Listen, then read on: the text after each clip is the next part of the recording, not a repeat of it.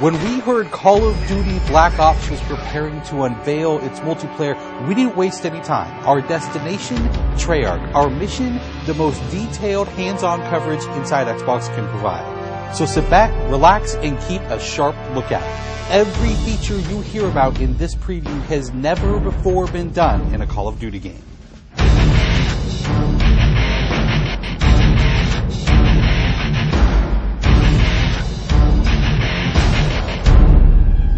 We begin where the multiplayer trailer for Black Ops left off, with theater mode.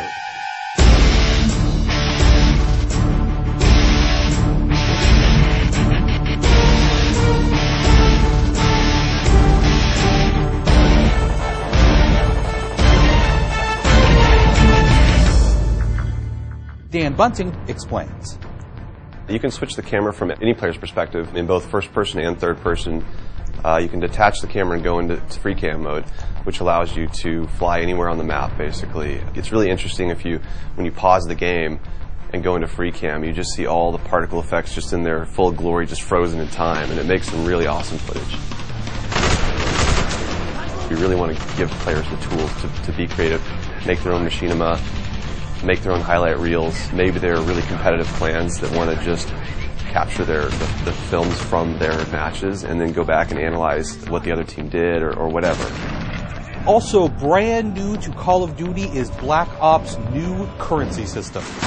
We put the currency system into Black Ops multiplayer principally because we felt like it'd be a very interesting way to engage with all the unlocks that you've been getting.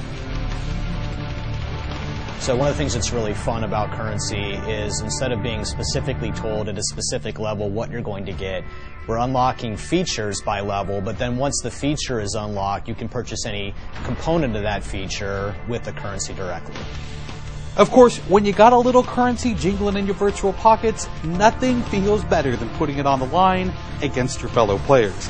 Say hello, everyone, to wager matches. When we were developing the wager match game modes, we went through a whole bunch of ideas to find the 4 that we were going to use to ship inside the game. And really, if it wasn't people screaming in joy and frustration when they were sitting around the office playing, it wasn't good enough to be a wager match. Wager matches are all free-for-all modes, and they exist separately from the standard playlist. They include game modes like Gun Game, where you're in a race to score a kill with 20 different weapons, beginning with pistols and advancing through ever more explosive weaponry. It's extremely rewarding for us as a design team to put something up there that people are reacting to really well and it's slightly different than what they get, and everyone loves the core game, and you have to be very careful when you're finessing the core mechanics of the game. But wager matches let us kind of get our creativity flowing and do some things that you're not normally used to, and then spin them up in unique ways and combine things in ways that you haven't seen before, that you never really thought of, and that wouldn't be appropriate for the core game but are completely appropriate for wager matches. While the classic Call of Duty challenge system is still very much in place, Black Ops is also adding a new feature called contracts. Right, so if you're using the contract system, you actually have to put up a little of your own currency in order for a bigger payday. And depending on the contract, some contracts pay XP, some pay more currency, some pay both.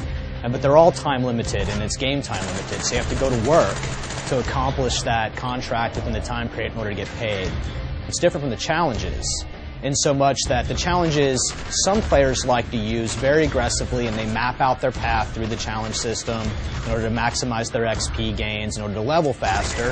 And then a whole nother set of players uses the challenges sort of passively. They're there, when you get them they feel good, but contracts gives you a way to directly engage with the content inside the game. It says, hey, I'm an SMG guy, I want SMG based contracts, I'm going to chase my contracts and I'm going to get paid. And that's fun. Another focus for Black Ops is player customization, including things like unlockable face paint, unique perk-specific character models, and a whole lot of weapon customization. We've been we stole the line from Full Metal Jacket, this is my weapon, this is my gun, and we're chanting that around the office as sort of our mantra for this feature. Originally it started with one of our designers he just made kind of an offhand comment one day where he said, you know, I really have a certain attachment to the weapon that's my favorite. I want to make that weapon mine. And that was all it took. So from there it was just, what are the things that are cool? It's like, put your clan tag on your gun, of course. And we've got, the emblem editor by itself is an element of creativity for players. And then the reticles, of course, so why not give people the option to select what kind of red dot they have. Maybe they don't like a dot, maybe they like a circle, maybe they like a triangle, maybe they like a standard crosshair, maybe they just want a line. And then there is combat training, which allows you to get comfortable with the trappings of multiplayer by competing in matches against AI-controlled opponents. You know, it's our hope that combat training can convert people who are largely single-player gamers who might have, dabbled around in multiplayer but never made that leap to playing online, and give them kind of this experience where they can get familiar with the mechanics and features and systems that multiplayer has, but they can do so at their own pace, they can do so without someone screaming in their ear what a noob they are, and practice up and then join the competitive fold. Experienced players could use combat training to practice up on a particular weapon, a particular tactic, or a particular map. So we think it appeals to both audiences, but most directly, it was designed to help new players get into the mix.